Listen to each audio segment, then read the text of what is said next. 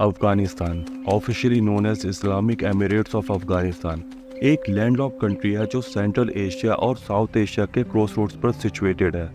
अफगानिस्तान की east south territory पर Pakistan situated है, वेस्ट पर ईरान, नॉर्थ पर उज्बेकिस्तान, नॉर्थ ईस्ट पर तजाकिस्तान, तो नॉर्थ ईस्ट और ईस्ट पर चाइना सिचुएटेड है। अफगानिस्तान का एरिया 6,52,864 स्क्वायर किलोमीटर्स का है, जो कि mostly rough and harsh mountain से घिरा हुआ है। According to the world population review as of 2023, Afghanistan की टोटल पॉपुलेशन 43 मिलियन है। In terms of crores it would be 4 crore and 30 lakh. इस 4 करोड़ 30 लाख के पॉपुलेशन वाले अफगानिस्तान में 19 मार्च 2015 के दिन एक लड़की को ऐसी मौत दी जाती है जिसकी मिसाल हमें 21वीं सदी के इतिहास में शायद ही कहीं पर देखने को मिलती है। वो लड़की अपनी बेगुनाही की दुहाइयां देती रही, लेकिन वहां पर मौजूद हजारों मर्दों की भीड़ को कोई फर्क नहीं पड़ा और उन्होंने उस लड़की के वजूद को ही मिटाने का फैसला कर लिया। जी हाँ, ये दर्द भरी दास्तान है एक लड़की की जिसका नाम था फरखुंदा मलिकजादा।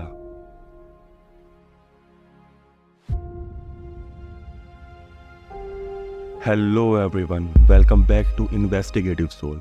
वीडियो के इंट्रो से आपको पता लग ही गया होगा कि हम इस वीडियो में किस कॉन्टेक्स्ट में बात करने वाले हैं, लेकिन असल टॉपिक पर आने से पहले हमें अफगानिस्तान की हिस्ट्री को जानना होगा। अब आप लोग सोच रहे होंगे कि इस केस से अफगानिस्तान की हिस्ट्री का क्या लेना देना है, right? But I assure you, इस वीडियो को एंड तक देखने के बाद सारी बातें एक के बाद एक आपको जुड़ती हुई नजर आएंगी। जैसा कि मैंने आपको बताया था कि अफगानिस्तान एक लैंडलॉक्ड कंट्री है, यानी कि ये पूरा देश चारों तरफ से सिर्फ जमीन से घिरा हुआ है। अफगानिस्तान के पास अपना कोई समुद्र नहीं है, और जब समुद्र नहीं है तो फिर इसके पास किसी तरह का सी रूट भी नहीं है, जिस वजह से अफगानिस्तान को किसी भी सामान के इंपोर्ट या एक्सपोर्ट के लिए अपने पड़ोसी देशों पर डिपेंडेंट रहना पड़ता है। और ऐसा अभी कुछ वक्त से नहीं है, बल्कि प्राचीन काल से ही अफगानिस्तान को इस तरह सर्वाइव करना पड़ रहा है। मिडिवल पीरियड में अफगानिस्तान में 642 कॉमन एरा के अराउंड अरब मुस्लिम ट्रेडर्स के द्वारा इस्लाम को इंट्रोड्यूस किया जाता है। अफगानिस्तान में इस्लाम सबसे पहले हेरात और जरांज नाम के शहरों में आता है, जहां पर अफगानिस्तान के ज्यादातर नेटिव्स इसे एक्सेप्ट कर लेते हैं, और जो नहीं करते हैं वो इसको छोड़कर दूसरी टेरिटरीज में मूव कर जाते हैं। इस्लाम के अराइवल से पहले अफगानिस्तान में डोमिनेंट रिलीजन्स के बीच में सिंक्रेटिज्म था। एक्चुअली सिंक्रेटिज्म एक तरह की रिलीजियस प्रैक्टिस होती है जिसमें सभी मेजर रिलीजन्स के फेथ, बिलीव्स और प्रैक्टिसेस को एक साथ मर्ज करके प्रैक्टिस किया जाता है। इन सिंक्रेटिज्म रिलीजन में Zoroastrianism, Buddhism, Greco Buddhism, ancient Iranian religions, Hinduism, Christianity and Judaism जैसे रिलीजन्स आया करते थे। ईयर 870 कॉमन एरा में जरांज की सफारिद मुस्लिम डायनेस्टी ने अफगानिस्तान की जुनबिल्स और काबुल शाही डायनेस्टी को हरा दिया, and later Sunni Muslim empire Samanians extended their Islamic influence south of Hindu Kush mountain range. 11वीं सेंचुरी में महमूद गजनी ने अफगानिस्तान के बाकी बचे हिंदू रूलर्स को भी हरा दिया, और उसने बाकी बचे पूरे एरिया का इस्लामाइजेशन कर दिया। बाद में साल 1186 में घुरीद रूलर मोहम्मद ऑफ गोर ने लास्ट गजनवी रूलर खुसरो मलिक को हरा दिया, और उसके बाद अगले कुछ सालों तक घुरी साम्राज्य अफगानिस्तान पर रूल करने लगा। फिर 1215 में ख्वाराज़मिया डायनेस्टी ने घुरी साम्राज्य का अंत कर दिया। ठीक 4 सालों के बाद सन 1219 में अफगानिस्तान पर हमला करते हैं चंगेज खान। इतने सालों में चंगेज खान ऐसे पहले नॉन मुस्लिम रूलर थे जिन्होंने अफगानिस्तान पर हमला करके इसको जीता था। आप में से बहुत सारे लोगों को यकीन नहीं होगा, but Genghis Khan was not a Muslim ruler, but he was Tengris and gave freedom to everybody to follow the religious practices according to their will. But Genghis Khan इतने भी अच्छे नहीं थे। चंगेज खान के troops ने अफगानिस्तान के हेरात और बल्ख जैसे शहरों को बिल्कुल तबाह कर दिया था और हजारों लोगों को मौत के घाट उतार दिया था, जिस वजह से ज्यादातर शहरी लोगों को वापस खेती की तरफ जाना पड़ा था। और चंगेज खान का यही अराइवल वो पॉइंट था जब अफगानिस्तान के लोकल्स के अंदर धीरे धीरे वॉयलेंस उन्हीं के कल्चर का एक पार्ट बनने लगी। इससे पहले वहाँ पर वॉयलेंस थी, बट इस कदर नहीं थी जितनी चंगेज खान के अराइवल के बाद पनपी थी। इसके बाद अफगानिस्तान पर बहुत सारी डायनेस्टीज और एम्पायर ने रूल किया। एक के बाद एक साम्राज्य आए और गए, लेकिन अफगानिस्तान वहीं पर ही रहा, और हर डायनेस्टी एंड एम्पायर अपने कल्चर और ट्रेडिशंस की छाप अफगानिस्तान पर छोड़ते गए। अब फास्ट फॉरवर्ड करके आते हैं मॉडर्न एरा में। 19th सेंचुरी तक ब्रिटिशर्स इंडिया के मेजर पार्ट पर काबिज हो चुके थे। मुगल एम्पायर अपने दी एंड की तरफ बढ़ रहा था। ये वो वक्त था जब पूरी दुनिया में बहुत तेजी से चेंज आ रहा था। एक तरफ पूरी दुनिया तेजी से इंडस्ट्रियलाइजेशन की तरफ बढ़ रही थी, तो दूसरी तरफ वेस्टर्न वर्ल्ड में एक के बाद एक नई नई इन्वेंशंस हो रही थी। जब ब्रिटिशर्स इंडियन सब कॉन्टिनेंट पर आए तो वो अपने साथ भी मॉडर्न वर्ल्ड की टेक्नोलॉजी एंड नॉलेज लेता है। साल 1839 में ब्रिटिशर्स ने अफगानिस्तान को इन्वेड करना शुरू कर दिया। ब्रिटिशर्स को शुरुआत में तो अफगानिस्तान पर जीत मिल रही थी, लेकिन कुछ वक्त के बाद ब्रिटिशर्स अफगान रूलर्स और वहाँ के लोकल कबीलों के हाथों हारने लगे। हारने के पीछे सबसे बड़ा रीजन था अफगानिस्तान की ज्योग्राफी। जैसे कि मैंने पहले बताया था कि अफगानिस्तान एक माउंटेनियन डेजर्ट लैंड है जिसका ज्यादातर हिस्सा बंजर है और यहाँ का मौसम बड़ा ही अजीब सा है। यहाँ पर ठंड बहुत ज्यादा पड़ती है और ऊपर से यहाँ की जमीन भी बहुत ही पथरीली है, जिस वजह से किसी भी फॉरेन ट्रूप को यहाँ पर लड़ने में खासा दिक्कतों का सामना करना पड़ता है। अफगानिस्तान के जो लोकल्स हैं वो यहाँ पर सेंचुरीज से रह रहे हैं, जिस वजह से यहाँ पर कोई भी वॉर लड़ने में उन्हें कोई ज़्यादा तकलीफ नहीं होती है। पर जो बाहर से ट्रूप्स आते हैं उनके यहाँ पर हवा टाइट हो जाती है, इसलिए ब्रिटिशर्स अफगानिस्तान पर कभी भी उस तरह कब्जा नहीं कर पाए जैसा कब्जा उन्होंने इंडियन सब कॉन्टिनेंट पर किया था। 1978 में people's democratic party of Afghanistan, जो कि एक कम्युनिस्ट पार्टी थी, उसने सोवियत रूस की हेल्प से अफगानिस्तान के उस वक्त के प्रेसिडेंट मोहम्मद दाऊद खान के अगेंस्ट एक ब्लडी कू डिक्टे के जरिए पावर सीज्ड कर ली। पीडीपीए ने अफगानिस्तान को officially democratic Republic of Afghanistan announce कर दिया और अब अफगानिस्तान एक बेहद सेकुलर और लिबरल मुल्क बन चुका था। एटलीस्ट कागजों पर तो बन ही चुका था, बट यही वो वक्त था जब अफगानिस्तान के अंदर रेडिकल रिलीजियस ग्रुप्स का एस्टेब्लिशमेंट होता है। एक तरफ जहां Soviet union billions of billions dollars Afghanistan के ऊपर खर्च कर रही थी, वहीं दूसरी तरफ अमेरिका पाकिस्तान की खुफिया agency inter services intelligence AKISI के जरिए अफगानिस्तान में मुजाहिदीनों को खड़ा कर रही थी। पाकिस्तान के ट्रेनिंग कैंप्स में अफगानिस्तान के मुजाहिदीनों को आर्मी लेवल ट्रेनिंग दी जाती थी, उन्हें मॉडर्न वेपन्स यूज करने सिखाए जाते थे और इन मुजाहिदीनों के ऊपर अमेरिका भर भर के डॉलर्स खर्च कर रहा था। इसमें कोई शक नहीं है कि सोवियत एरा में अफगानिस्तान ने सबसे ज्यादा डेवलपमेंट देखा। Roads, highways, schools, colleges, universities and airports were build there by the possible help of Soviet Union. If you have watched this video at this point, then let me know in the comment box that you knew it before or not. During Soviet era, Afghan women used to wear mini skirts and all other modern outfits. They had freedom to go to schools, colleges, universities, and if they want, they could also do jobs in any area they want. Soviet era में और PDPA की leadership में Afghanistan progress की सीढ़ियां चढ़ रहा था। Modern ideology Afghanistan में आम लोगों के बीच बहुत तेजी से फैल रही थी, बट तभी यहाँ पर एंट्री होती है so called democratic power America की। हम सब जानते हैं कि अमेरिका और सोवियत यूनियन के बीच 36 का आंकड़ा था, बिकॉज सोवियत यूनियन एक कम्युनिस्ट कंट्री थी, वहीं अमेरिका एक कैपिटलिस्ट कंट्री थी, इसलिए दोनों के इंटरेस्ट का आपस में टकराना वाजिब था। अमेरिका को ये कतई बर्दाश्त नहीं था कि सोवियत यूनियन किसी भी तरह अपना इन्फ्लुएंस साउथ एशिया और सेंट्रल एशिया में बढ़ाए, इसलिए अमेरिका ने उन लोगों से हाथ मिलाने शुरू कर दिया जो अफगानिस्तान में कम्युनिस्ट रिजिम के अगेंस्ट थे। अफगानिस्तान में एक छोटा सा तबका था, या फिर हम कहें तो रूढ़िवादी लोगों की एक कम्युनिटी थी जो अफगानिस्तान में सोवियत यूनियन के संरक्षण में पनप रही मॉडर्न आइडियोलॉजी के खिलाफ थे और उन लोगों को मुजाहिदीनों के नाम से जाना जाता था। ये मुजाहिदीन जो थे ये इस्लाम की रेडिकल फॉर्म को फॉलो किया करते थे। इनके लिए इस्लाम पर्सनल बिलीफ का सिस्टम नहीं था, बल्कि इनके लिए इस्लाम एक पॉलिटिकल, सोशल और इकोनॉमिकल सिस्टम था। जैसा कि ये मुजाहिदीन PDPA और सोवियत यूनियन की कम्युनिस्ट आइडियोलॉजी के अगेंस्ट थे और अमेरिका भी कम्युनिस्ट आइडियोलॉजी के अगेंस्ट था, इसलिए अमेरिका ने इन मुजाहिदीनों से हाथ मिला लिया और अमेरिका इनको सपोर्ट करने लगा। अमेरिका इनको मॉडर्न वेपन्स को चलाने की ट्रेनिंग दिया करता था, इनको सिक्योरिटी दिया करता था और सबसे बढ़कर अमेरिका इनको अरबों डॉलर का फंड दिया करता था। एक तरह से अमेरिका ने रेडिकल रिलीजियस आइडियोलॉजी को बढ़ावा दिया और ये कहना भी गलत नहीं होगा कि मॉडर्न फॉर्म ऑफ टेररिज्म को यूनाइटेड स्टेट्स ऑफ अमेरिका ने ही सपोर्ट किया था। अफगानिस्तान की कम्युनिस्ट पार्टी PDPA ने बहुत सारे सोशल, सिंबॉलिक और लैंड डिस्ट्रीब्यूशन रिफॉर्म्स को इंट्रोड्यूस करना शुरू कर दिया। ये रिफॉर्म्स अफगानिस्तान के आम लोगों के लिए तो बहुत ही अच्छे थे, लेकिन इन सारी रिफॉर्म से अमीर लोगों को बहुत ज़्यादा दिक्कत थी और यही अमीर लोग रेडिकल मुजाहिदीन ग्रुप्स को सपोर्ट भी करते थे, जिस वजह से अफगानिस्तान में सिविल अनरेस्ट बढ़ने लगा। इसी सिविल अनरेस्ट का बेनिफिट अमेरिका ने उठाया और उसने मुजाहिदीनों के साथ मिलकर 1979 में अफगानिस्तान में सिविल वॉर छेड़ दिया। शुरुआत में तो ये गुरिल्ला वॉर था जो कि मुजाहिदीनों के द्वारा छोटे मोटे तौर पर लड़ा जा रहा था, लेकिन बाद में ये वॉर एक बहुत बड़े प्रॉक्सी वॉर में बदल गया। उस वक्त PDPA को सपोर्ट करने के लिए सोवियत यूनियन ने अपने हजारों मिलिट्री एडवाइजर्स अफगानिस्तान में भेज दिए थे, लेकिन इसके बावजूद भी अफगानिस्तान में सिचुएशन दिन ब दिन बदतर होती जा रही थी। मुजाहिदीन और सोवियत लीड PDPA के बीच वॉर खुलकर हो रहा था।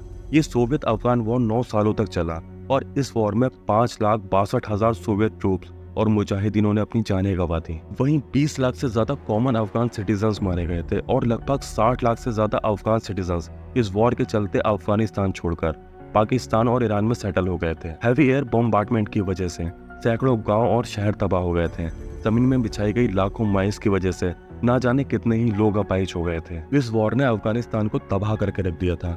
ये वो अफगानिस्तान था जो सोवियत एरा में प्रोग्रेस और मॉडर्नाइजेशन की सीढ़ियां चढ़ रहा था, और एक अफगानिस्तान ये था जो सैकड़ों साल पीछे जा चुका था। 15 फरवरी में सोवियत यूनियन ने अफगानिस्तान छोड़ दिया था। 1991 में सोवियत यूनियन कोलैप्स हो गई थी, जिस वजह से 1992 में अफगानिस्तान की पीडीपी गवर्नमेंट भी कोलैप्स हो गई, जिसके बाद अफगानिस्तान में एक पावर वैक्यूम जनरेट हो गया था। इसी पावर वैक्यूम को फिल करने के लिए और अफगानिस्तान पर रूल करने के लिए अब वो सारे मुजाहिदीन ग्रुप्स आपस में लड़ने लगे जो एक जमाने में कभी पीडीपी और सोवियत यूनियन के अगेंस्ट लड़े थे। This Soviet Afghan war had drastic social effects on Afghanistan. The militarisation of society led to heavily armed police, private bodyguards, openly armed civil defense group, and other such things becoming the norm in Afghanistan for decades thereafter. 1994 में तालिबान नाम के एक group की formation होती है।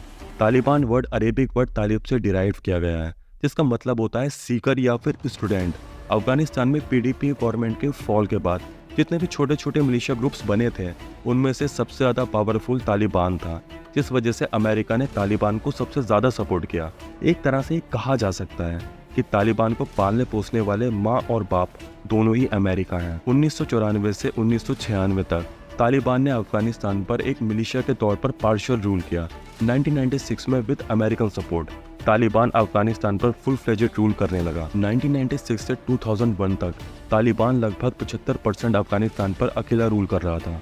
फिर 2001 में Laden America के ट्विन टावर्स पर अटैक करवा देता है, जो कि एक अमेरिकन पॉइंट ऑफ व्यू है। इसके बाद ओसामा बिन लादेन पनाह लेने के लिए अफगानिस्तान में चला जाता है और अफगानिस्तान के Taliban government Osama bin Laden को अपने यहाँ पनाह दे देती है।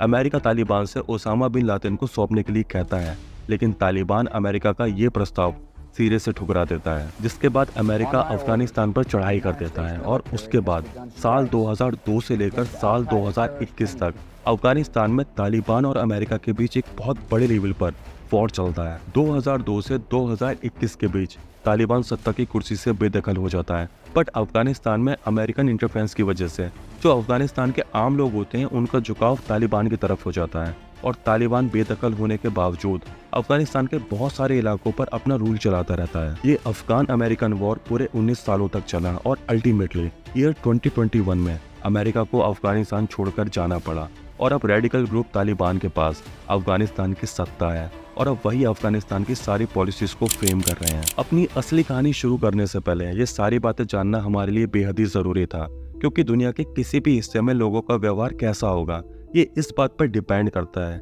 कि उस पर्टिकुलर प्लेस पर लोगों का कल्चर पिछले कुछ डिकेड्स में कैसा रहा है। अगर हम सिर्फ अफगानिस्तान की बात करें तो वहाँ पर पिछले कुछ डिकेड्स काफी वायलेंट रहे हैं, जिस वजह से वहाँ के लोगों के अंदर भी उस वायलेंस का कुछ हिस्सा आ गया है। एटलीस्ट उस जनरेशन के अंदर तो आया ही है जिसने उस वायलेंस को जिया है। 19 मार्च 2015 के दिन एक लड़की अफगानिस्तान की कैपिटल काबुल में मौजूद अंद्राबी रोड के पास सिचुएटेड शहादो शमशीरा मॉस्क से बाहर आती है। मॉस्क से बाहर आते ही वो देखती है कि एक मौलाना वहाँ पर एमुलेट्स बेच रहे हैं। एक्चुअली एमुलेट्स को गुड लक चार्म्स के नाम से भी जाना जाता है। आप सभी ने इन एमुलेट्स को कभी ना कभी अपनी लाइफ में जरूर देखा होगा और शायद यूज भी किया होगा। ये माना जाता है कि गुड लक चार्म्स एमुलेट्स लोगों को बुरी नजर से बचाते हैं और किसी भी परेशानी से दूर रखते हैं। वो लड़की उस मौलाना को समझाती है कि तुम ये एमुलेट्स मत बेचो, because according to Islam such kind of amulets or talisman are considered as superstition, so these things are forbidden in Islam। जब उस लड़की ने उस मौलाना से ये बात कही तो वो मौलाना उस लड़की की इस बात को अपनी ईगो पर ले गया कि एक लड़की होकर वो उसको कैसे समझा सकती है, और दूसरा उसको ये लगा कि अगर इस लड़की ने हायर मॉस्क अथॉरिटीज से उसकी कंप्लेन कर दी तो शायद हो सकता है कि वो लोग उसका ये बिजनेस बंद करवा दें, या फिर ऐसा भी हो सकता है कि अंधविश्वास फैलाने के जुर्म में उसको जेल में बंद कर दिया जाए। इसलिए वो मौलाना सेम मोमेंट पर मॉस्क के बाहर खड़े होकर चिल्ला चिल्ला कर कहने लगा कि इस लड़की ने कुरान जलाई है। बस उसको इतना ही कहने की देर थी और लोगों की भीड़ ने उस लड़की को चारों तरफ से घेर लिया। आगे की बात जानने से पहले हमें उस लड़की और मौलाना के बारे में भी जान लेना चाहिए। उस लड़की का नाम था फरकुंदा मलिकजादा। फरकुंदा का मतलब होता है something auspicious and Jubilant. Farkhunda 27 साल की एक नौजवान लड़की थी। फरकुंदा ने रिसेंटली रिलीजियस स्टडीज में अपनी बैचलर्स डिग्री कंप्लीट की थी और वो टीचिंग पोस्ट पर अपॉइंटमेंट के लिए प्रिपरेशन कर रही थी। फरकुंदा मलिकजादा एक बेहद ही शरीफ, समझदार और अपने फ्यूचर को लेकर बहुत ही होपफुल लड़की थी। फरकुंदा भी महज 27 साल की थी और वो एज अ वॉलंटियर टीचर काम कर रही थी, and she wanted to marry and find a suitable husband for herself. and she wanted to start a family with him. Apart from this, she wanted to become judge too. So she was in her way to pursue the career of judge. It was before 2 days before Afghan New Year. Farkhunda ने अपनी माँ बीबी हाजरा से cheerfully promise किया कि वो बाहर से वापस आकर उनके साथ फेस्टिवल की प्रिपरेशन में हेल्प करवाएगी। फिर फरकुंदा ने अपने नेफ्यू को किस किया और वो घर से बाहर चली गई। Farkhunda daily Quran reciting classes के लिए घर से बाहर जाया करती थी। कुरान रिसाइटिंग क्लासेस से वापस लौटते वक्त फरकुंदा शहादो शमशीरा मॉस्क में नमाज ऑफर करने के लिए गई और इसी मॉस्क में Farkhunda as a volunteer teacher पढ़ाया भी करती थी।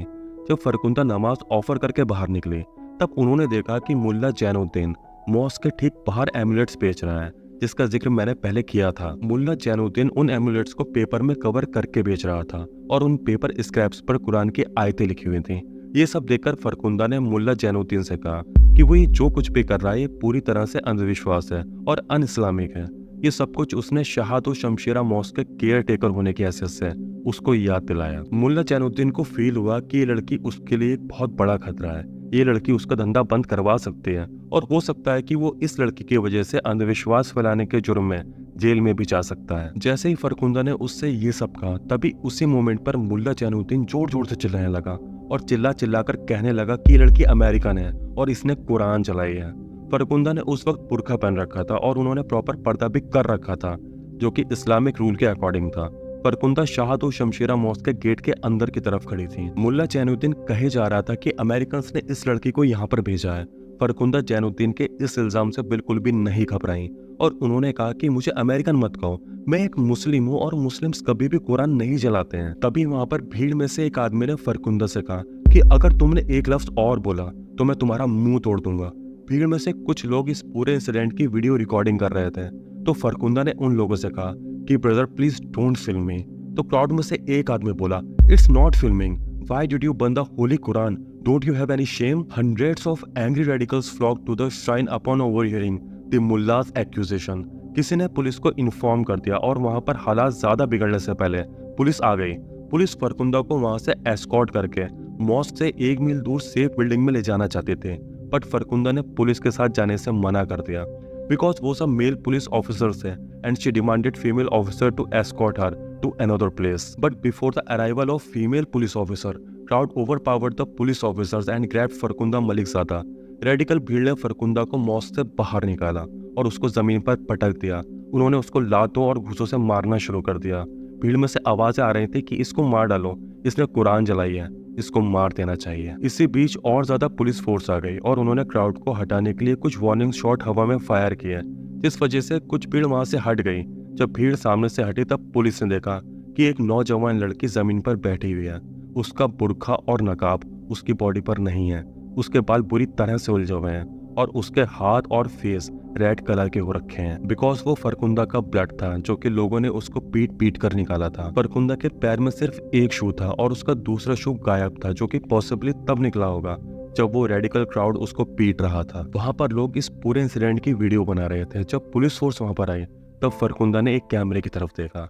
इस सीन को देखकर मेरा दिल सबसे ज्यादा दुखा कि वो किस तरह बैठी थी। Like she was hoping that crowd wouldn't kill her, उसको उस पर दया आ जाएगी और वो उसको छोड़ देंगे या फिर पुलिस उसको इस वैशी भीड़ से बचा लेगी। उसके सर से लगातार खून बह रहा था, उसकी आंखों में एक डर और आस दिखाई दे रही थी। पुलिस फरकुंदा को मॉस्क के अंदर ले गई जिससे कि उसे इस भीड़ से बचाया जा सके। देखते ही देखते भीड़ का साइज बढ़ता चला गया और चारों तरफ र्यूमर्स फैलने लगे कि वो अमेरिकन के लिए काम करती है और उसने अमेरिकन के कहने पर ही कुरान चलाई है। भीड़ मॉस्क के अंदर तक चली आई और वो सब फरकुंदा को घेरने लगे। पुलिस फरकुंदा को मॉस्क के अंदर प्रोटेक्ट नहीं कर पा रही थी, इसलिए पुलिस फरकुंदा को एस्कॉर्ट करके पास के एक बिल्डिंग की रूफ पर ले गए। पर वो वैसी भीड़ कहाँ मानने वाली थी। भीड़ में मौजूद लोग नीचे से बड़े बड़े पत्थर, प्लैंक्स और जो भी उनके हाथों में आ रहा था वो सब कुछ फरकुंदा के ऊपर फेंक कर मार रहे थे। वो सारे पत्थर ऊपर फरकुंदा को आकर लग रहे थे और वो उन पत्थरों से जख्मी हो रही थी। तभी एक पत्थर के ब्लो की वजह से फरकुंदा का पैर फिसला और वो उस भीड़ के सामने जमीन पर आकर गिर गई। The mob dragged Farkunda into the street and beat and stormed her. She was bludgeoned with sticks and rocks outside the mosque. तब एक आदमी अपनी कार लेकर आया और उसने अपनी कार को फरकुंदा के ऊपर चढ़ा दिया। कार ने फरकुंदा की बॉडी को बुरी तरह से कुचल दिया था। इसके बाद क्राउड में से कुछ लोगों ने फरकुंदा की बॉडी को एक रस्सी या फिर कपड़े के थ्रू उस कार से बांधा जिससे उसको कुचला गया था। फिर उस कार ने फरकुंदा की बॉडी को 100 मीटर की दूरी तक खींचा। रोड पर रगड़ खाने की वजह से उसके बचे कुचे कपड़े भी फट गए और उसकी पूरी बॉडी से खून बहने लगा। उस वक्त फरकुंदा की बॉडी पूरी रेड कलर की हो चुकी थी। उसकी बॉडी का ऐसा कोई सा भी हिस्सा नहीं बचा था जिस पर चोट ना लगी हो। फरकुंदा को रिकॉग्नाइज करना ऑलमोस्ट इम्पॉसिबल था। At that moment police offered no resistance and directed traffic around the scene. The mob then dragged her body to the nearby bank of the Kabul river. फिर उस रेडिकल मॉब ने अपने हाथों में पत्थर उठाए और उन सारे पत्थरों को फरकुंदा के ऊपर बरसाना शुरू कर दिया। I know at that time Farkhunda was dead long before and mob knew this but they still wanted to punish her for the crime she didn't even commit. Farkhunda को बुरी तरह से मारने पीटने के बाद, उसको सड़क पर बुरी तरह से रगड़ने के बाद, उसको पत्थरों से कुचलने के बाद भी उस वैशी भीड़ का मन नहीं भरा था। उन्हें उसके वजूद को ही सिरे से खत्म करना था। उस भीड़ ने अब ये फैसला किया कि फरकुंदा की डेड बॉडी को आग के हवाले किया जाए। भीड़ में से कुछ लोग आगे आए और उन्होंने फरकुंदा की बॉडी को आग लगाने की कोशिश की, लेकिन फरकुंदा की पूरी बॉडी खून से भीगी हुई थी, जिस वजह से उसकी बॉडी आग नहीं पकड़ पा रही थी। तब भीड़ में मौजूद लोगों ने अपना एक एक कपड़ा उतार के फरकुंदा की बॉडी के ऊपर डाल दिया और जब उसकी बॉडी के ऊपर सफिशिएंट कपड़े डल गए और भीड़ को लगा कि अब आग लगाई जा सकती है, तब उस भीड़ ने फरकुंदा के ऊपर पड़े उन कपड़ों को आग लगा दी और इस तरह फरकुंदा को जला दिया गया। जब फरकुंदा की लिंचिंग की जा रही थी तब वो वहशी भीड़ अल्लाहू अकबर के नारे लगा रही थी and they were chanting anti American and anti democratic slogans. जब फरकुंदा की बॉडी जल गई और भीड़ थोड़ी शांत हुई तब पुलिस ने फरकुंदा की अधजली बॉडी को अपनी कस्टडी में लिया। पुलिस ने फरकुंदा की फैमिली से कहा कि वो काबुल छोड़कर अपने किसी रिश्तेदार के पास चले जाएं, बिकॉज अगर वो काबुल में रहेंगे तो उनकी जान को खतरा हो सकता है। बट फरकुंदा की फैमिली को काबुल छोड़ने की जरूरत पड़ी ही नहीं, बिकॉज 2 दिनों में ये क्लियर हो गया कि मरहूम फरकुंदा मलिकजादा ने कोई कुरान नहीं जलाई थी। An investigation by the Ministry of Hajj and Religious Affairs found no evidence that Farkhunda had burned the Quran। अब जब ये क्लियर हो गया कि फरकुंदा ने कोई कुरान नहीं जलाई थी और उसको मर्दों की भीड़ ने बेवजह मार डाला, अब ये वो पॉइंट था जहाँ से असली लड़ाई शुरू होती है। Immediately after her death, a number of prominent public officials turned to Facebook in support of her murderers। उस वक्त के Kabul police spokesperson Hashmat Stanekzai ने फेसबुक पर लिखा कि Farkhunda thought like several other unbelievers that this kind of action and insult will get them US or European citizenship, but before reaching their target, they lost their lives। Kabul police spokesperson हशमत के according Farkhunda ने कुरान इसलिए जलाई थी जिससे कि उसको American या फिर यूरोपियन सिटीजनशिप मिल जाए, बट ये रिवील हो गया कि उसने कुरान नहीं जलाई थी। तब उनकी तरफ से कोई एपोलॉजी नहीं आई। इसके बाद पूरे अफगानिस्तान के लोगों के अंदर इस इंसिडेंट को लेकर बहुत सारा गुस्सा भर गया। 23 मार्च के दिन हजारों प्रोटेस्टर्स काबुल की सड़कों पर निकल आए और वो प्रोटेस्टर्स फरकुंदा के इस ब्रूटल मर्डर के अगेंस्ट प्रोटेस्ट करने लगे। प्रोटेस्टर्स ने अपने प्रोटेस्ट की शुरुआत शहादो शमशीरा मॉस्क से की थी, जहां पर इस लिंचिंग की शुरुआत हुई थी, और वो हजारों प्रोटेस्टर्स प्रोसेशन निकालते हुए काबुल रिवर के उस किनारे तक गए जहां पर फरकुंदा की बॉडी को आग लगाई गई थी और उसकी बॉडी को जलाने के बाद नदी में फेंक दिया गया था। इस प्रोटेस्ट में सबसे ज्यादा नंबर औरतों और लड़कियों के थे। पूरे अफगानिस्तान की औरतों और लड़कियों ने इस प्रोटेस्ट में पार्टिसिपेट किया था। ये अफगानिस्तान की हिस्ट्री में पहली बार था जब औरतों ने इस तरह से बाहर निकलकर किसी तरह का विरोध किया था। फरकुंदा मलिकजादा के मर्डर के अगेंस्ट प्रोटेस्ट करने वाली लड़कियों ने अपने फेस को रेड कलर से पेंट कर लिया था, जो कि फरकुंदा मलिकजादा के खून से सने फेस को दर्शाता था। 23 मार्च की इस प्रोटेस्ट को बड़ी संख्या में आदमियों ने भी अटेंड किया था और सभी आदमी और औरतें मिलकर नारा लगा रहे थे that we are all Farkhunda. ये पूरी प्रोटेस्ट अफगानिस्तान की left party solidarity party of Afghanistan ने ऑर्गेनाइज की थी। आप यकीन नहीं करेंगे कि फरकुंदा के फ्यूनरल में 1000 से ज्यादा औरतों ने शिरकत की थी, और ये अफगानिस्तान जैसे मुल्क में एक बहुत बड़ी बात है जहाँ पर ऐसे फ्यूनरल प्रोसेशंस सिर्फ मर्दों के द्वारा ही अटेंड किए जाते हैं। अफगानिस्तान की विमेंस राइट्स एक्टिविस्ट सहारा मुसावी कहती हैं कि मेरे दोस्तों ने और मैंने एक दूसरे से ये वादा किया था कि हम एक भी आदमी को फरकुंदा का जनाजा छूने नहीं देंगे। सहारा कहती हैं कि फरकुंदा के जनाजे को कंधा देने के लिए बहुत सारे मर्द आगे आए थे, बट हमने उनसे कहा कि मत छूना, तुम लोग फरकुंदा के जनाजे को बिल्कुल मत छूना। तुम लोग उस दिन कहाँ थे जब फरकुंदा को वो 150 आदमी मार रहे थे? फरकुंदा के जनाजे को सिर्फ औरतों ने ही अपने कंधों पर उठाया था, and surprisingly women didn't allow a single man to touch the coffin of Farkhunda Malikzada. Next day, thousands of men and women marched towards the Afghan Ministry of Justice in Kabul and protested against the heinous attack on Farkhunda Malikzada. 27 अप्रैल 2015 के दिन अफगानिस्तानी film, television and theatre actress Leena Alam और उनके को actors ने इस पूरे इंसिडेंट को एक प्रोटेस्ट के दौरान री एनेक्ट किया in what Afghan observers called an unprecedented case of a public theatrical performance commemorating a woman's murder. उस वक्त के अफगान प्रेसिडेंट अशरफ गनी ने इस इंसिडेंट के अगेंस्ट एक इन्वेस्टिगेशन लॉन्च करने के ऑर्डर्स दिए और एक ऑफिशियल स्टेटमेंट रिलीज करते हुए इस पूरे इंसिडेंट को कंडेम करते हुए इसे an act of extreme violence बताया। He described the killings as heinous. He also said that Farkunda's murder revealed that Afghanistan police were too focused on the Taliban insurgency in the country and not focused enough on local policing. Kabul police criminal investigation chief general Zaheer ने अपने official statement में कहा कि police ने अपनी duty उस तरह से नहीं निभाई जैसी उन्हें निभानी चाहिए थी। भले ही पुलिस वालों की जान चली जाती, बट मिस फरकुंदा को इस तरह से शहीद होने से रोकना ही उनकी ड्यूटी थी। जैसा कि फरकुंदा के मर्डर की ये वीडियो सोशल मीडिया पर वायरल कर दी गई थी, इसलिए फरकुंदा के हथियारों को पकड़ना क्वाइट इजी था। काबुल पुलिस ने इमीडिएटली एक्शन लेते हुए 9 लोगों को अरेस्ट कर लिया।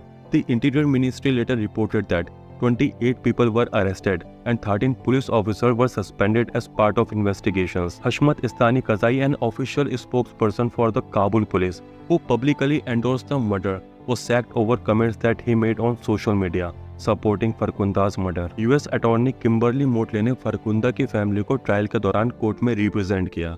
किम्बरली मोटले ने फर्स्ट कोर्ट हियरिंग में ये स्टेट किया कि फरकुंदा की लिंचिंग केस अफगानिस्तान में औरतों की स्थिति को दिखाता है कि अफगानिस्तान के अंदर औरतों की जिंदगी कितनी खराब है, जो सिर्फ एक झूठे शक के चलते किसी भी औरत को एक डरावनी मौत दी जा सकती है। किम्बरली मोटले ने फर्स्ट हियरिंग में 21 लोगों को कन्विक्शन की कैटेगरी में स्टैंड किया, जिसमें से कोर्ट ने 4 कन्विक्ट्स को डेथ सेंटेंस सुनाया, 8 को 16 सालों की सजा सुनाई गई और 10 पुलिस वालों को फरकुंदा की प्रोटेक्शन न कर पाने का दोषी माना गया और उन्हें 1-1 साल की सजा सुनाई गई। बट फरकुंदा की फैमिली के ऊपर और यूएस अटॉर्नी किम्बरली मोटले के ऊपर भी अफगान गवर्नमेंट का काफी प्रेशर पड़ रहा था, जिस वजह से किम्बरली मोटले को फरकुंदा का केस बीच में ही छोड़ना पड़ा। Because Kimberley Motley was US citizen and among Afghan people there is an anti American sentiment, so she had to quit this case midway, जिसमें उन 4 लोगों के डेथ सेंटेंसेस को ओवरटर्न कर दिया गया जो कि फरकुंदा की हत्या में डायरेक्टली इन्वॉल्व थे। मोटले को कोर्ट के इस डिसीजन से काफी शॉक लगा और उन्होंने अपना स्टेटमेंट रिलीज करते हुए कहा कि किसी भी सिविलाइज सोसाइटी में रूल ऑफ लॉ सुपीरियर होता है और यही किसी भी सिविलाइज सोसाइटी की फाउंडेशन होती है। अगर कोर्ट सही फैसला नहीं ले सकता है, then you have to ask yourself how serious it is about progressing the rights of women. Justice for Farkhunda is a reflection of how women will be treated in Afghanistan in future. Kimberly Motley ने एक newspaper के column में लिखा कि Afghan judiciary का transparent legal process का वादा एक बार फिर से चकनाचूर हो गया है। अफगानिस्तान की कोर्ट का ये फैसला दिखाता है कि अफगानिस्तान की कानून व्यवस्था किस तरह बस से बदतर होती जा रही है। जो आदमी फरकुंदा के मर्डर में डायरेक्टली इन्वॉल्व थे, उनका सेंटेंस रिडक्शन बताता है कि अफगानिस्तानी जुडिशरी में करप्शन किस कदर अपनी पैठ जमा बैठा है और उन लोगों का कुछ भी नहीं बिगड़ सकता है जो अफगानिस्तान में पावर में है। The inability of the judiciary to handle Farkunda's case in a fair and equal manner simply reinforces questions about its commitment to progress the status of women in Afghanistan. European union ने भी फरकुंदा के ऊपर हुए इस attack को criticise किया। European Union foreign policy chief Federica Mogherini ने अपने ऑफिशियल स्टेटमेंट में कहा कि फरकुंदा मलिकज़ादा की हत्या एक ट्रेजिक रिमाइंडर है कि अफगानिस्तान में सही इंसाफ ना मिल पाने की वजह से किसी भी औरत को फॉल्स एक्यूजेशन में फंसाकर मारना कितना ज्यादा आसान है। She added further, we all hope that those responsible can be brought to justice. Afghan American historian Ali अलोमी ने आर्ग्यू किया कि फरकुंदा का मर्डर ये दिखाता है कि अफगानिस्तान के लोग पीढ़ियों से ऑपरेशन फेस कर रहे हैं और अफगानिस्तान की आबादी का एक बड़ा हिस्सा अपने ही देश में युद्ध को देखते हुए पैदा हुआ है, जिसका आउटकम ये हुआ है कि बरसों की वायलेंस और वॉर की वजह से लोगों के अंदर ह्यूमन वैल्यूज काफी हद तक मर चुके हैं and now they are cultivating the culture of violence. Ali अलोमी ने वही कहा जो मैंने इस वीडियो की शुरुआत में बताया था कि दशकों के युद्ध और हिंसा ने अफगानिस्तान की जनता के एक बड़े हिस्से को काफी हिंसक बना दिया है और वहाँ की सरकारों ने कभी भी इस प्रॉब्लम को सॉल्व करने के लिए कोई खास स्टेप्स नहीं उठाए हैं। फरकुंदा के लिंचिंग के ठीक एक दिन के बाद अफगानिस्तान के इमाम्स और मुल्लाओं ने जुमे की नमाज के वक्त फरकुंदा के लिंचिंग को सिर्फ सपोर्ट ही नहीं किया था बल्कि इसको सही भी ठहराया था। इनमें से सबसे इन्फ्लुएंशियल वजीर अकबर खान मॉस्क के मौलाना मौलवी अयाज नियाजी ने अफगानिस्तान गवर्नमेंट को एक वार्निंग इशू की थी कि अगर उन आदमियों में से किसी को भी अरेस्ट किया जाता है जिन्होंने फरकुंदा की लिंचिंग करी थी तो सरकार के खिलाफ एक बहुत बड़ा आंदोलन खड़ा होगा। ये सब कुछ इन इमाम्स और मौलानाओं ने तब कहा जब ये क्लियर नहीं हुआ था कि फरकुंदा ने कुरान जलाई थी या नहीं। जब ये रिवील हुआ कि फरकुंदा ने कुरान नहीं जलाई थी तब अफगानिस्तान के सीनियर इस्लामिक स्कॉलर्स ने इस इंसिडेंट पर अपना आउटरीच एक्सप्रेस किया था। अफगानिस्तान के उलेमा काउंसिल के मेंबर अहमद अली जिब्रीली ने इस अटैक को कंडेम किया और कहा कि किसी औरत को इस तरह से मर्दों के द्वारा घेर कर मार देना इस्लामिक लॉ के खिलाफ है और ये सब कुछ करना इस्लाम के भी खिलाफ है। काबुल के एक लोकल क्लैरिक ने कहा कि लोग आते हैं और मनमाने ढंग से किसी को भी एग्जीक्यूट करके चले जाते हैं। ये बेहद ही डरावना है। इस्लाम में ऐसी गतिविधियों के लिए कोई जगह नहीं है और ये पूरी तरह से गैर कानूनी भी है। इस पूरे केस में 49 लोगों के ऊपर ट्रायल चला। फरकुंदा के मर्डर में डायरेक्टली इन्वॉल्व 4 को सजाए मौत दी गई। 8 और दोषियों को 16 सालों की कैद की सजा सुनाई गई। ये सारी सजाएं केस के शुरू होने के महज 2 दिनों के अंदर ही सुना दी गई थी, जो कि काफी हैरानी की बात है, वरना सजा सुनाने में कोर्ट्स को सालों का वक्त लग जाता है। 19 मई 2015 के दिन 11 पुलिस वालों को including district police chief were sentence to 1 year in prison for failing to protect Farkhunda. 2 जुलाई 2015 को एक अपील कोर्ट ने 4 आदमियों को मिले कैपिटल पनिशमेंट को रिड्यूस कर दिया, जिसमें से 3 आदमियों को 20 सालों की जेल की सजा सुनाई गई थी। वहीं चौथे आदमी को कोर्ट ने उसके बर्थ सर्टिफिकेट के अकॉर्डिंग माइनर माना और उसे 10 सालों की सजा सुनाई। The chief of police and a caretaker of the Shahdo Shamshira shrine where the murder occurred were acquitted. अगस्त 2015 में अफगानिस्तान के प्रेसिडेंट अशरफ गनी ने कोर्ट प्रोसीडिंग्स के एग्जामिनेशन के लिए लॉयर्स का एक पैनल अपॉइंट किया, जिसने लोअर कोर्ट हियरिंग की स्क्रूटनी की और सुप्रीम कोर्ट में अपील करी कि फरकुंदा की डेथ में जितने भी एक्यूज थे उनका फिर से ट्रायल किया जाए। 19 मार्च 2016 में एक अफगान सिविल सोसाइटी ने, जिसका नाम था विमेंस पॉलिटिकल पार्टिसिपेशन कमेटी, उसने सुप्रीम कोर्ट के डिसीजन को और भी ज्यादा ट्रांसपेरेंसी के साथ रिवोल्यूशन करने की मांग की। Now we are going to talk about the decisions of supreme court of Afghanistan.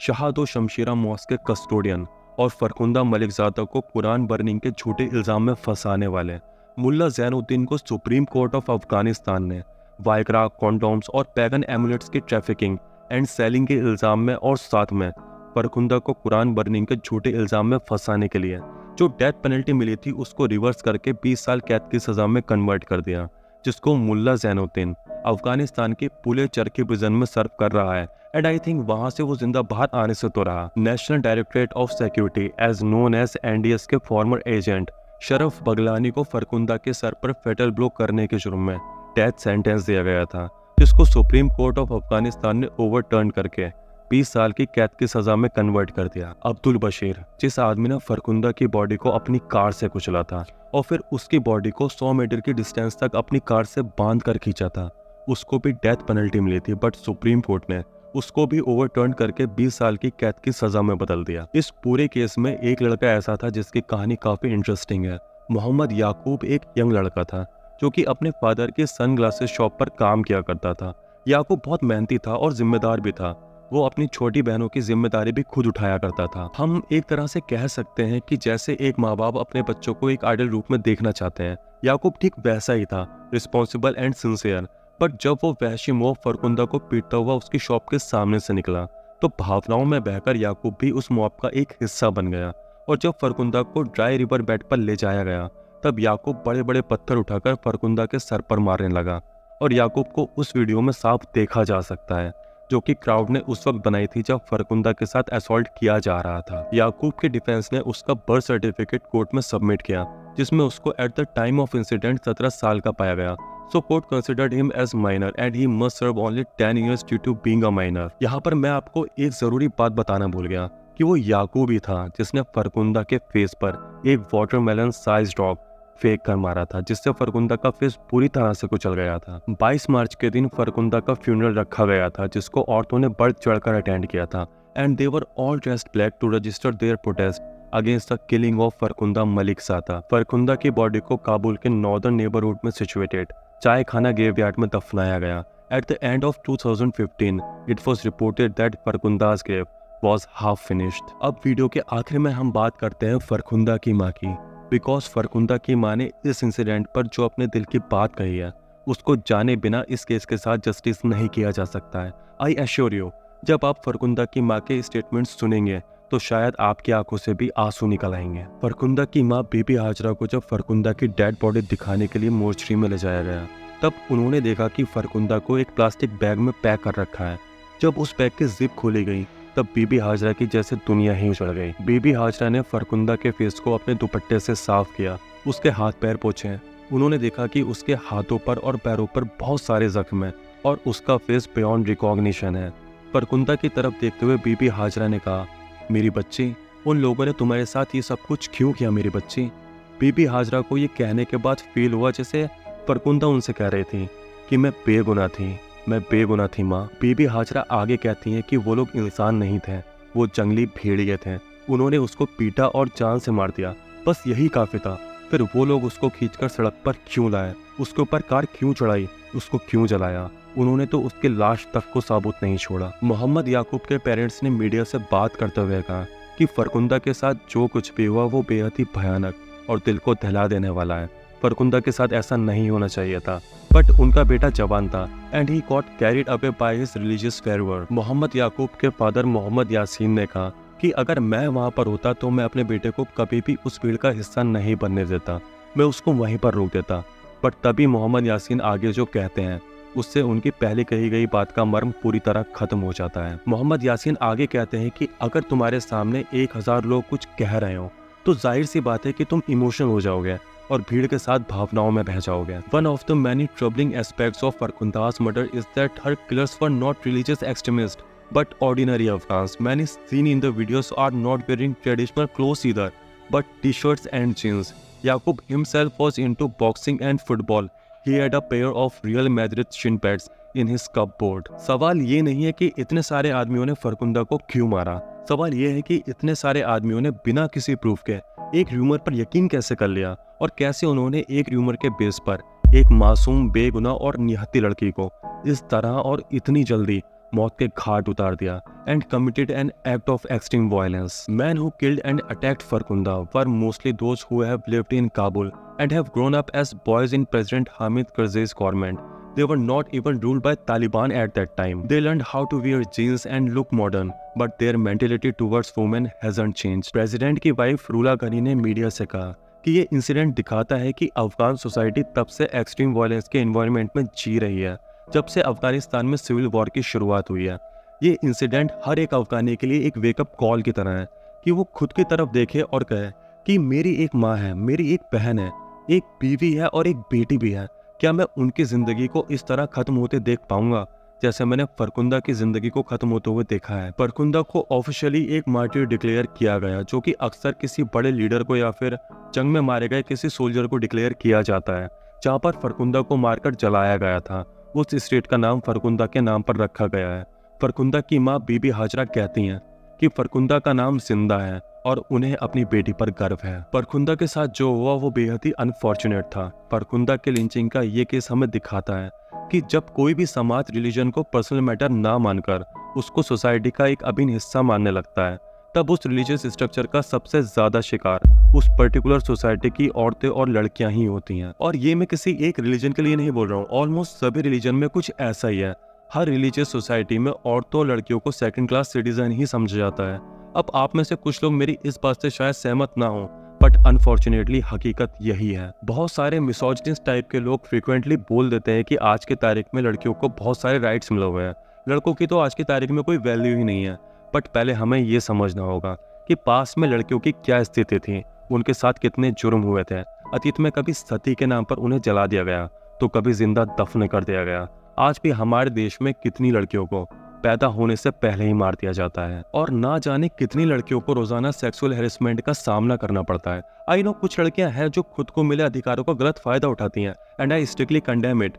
But अगर हम इस पिक्चर को लार्ज स्केल पर देखें तो आज भी हमारी सोसाइटी में लड़कियां और औरतें पैट्रियार्ची एनार्की को झेल रही हैं और ये प्रॉब्लम दिन ब दिन बस बढ़ती ही जा रही है। I hope you understand it, especially the boys. My intention in making this video was not to hurt the feelings of people of any particular religion, not to degrade any religion.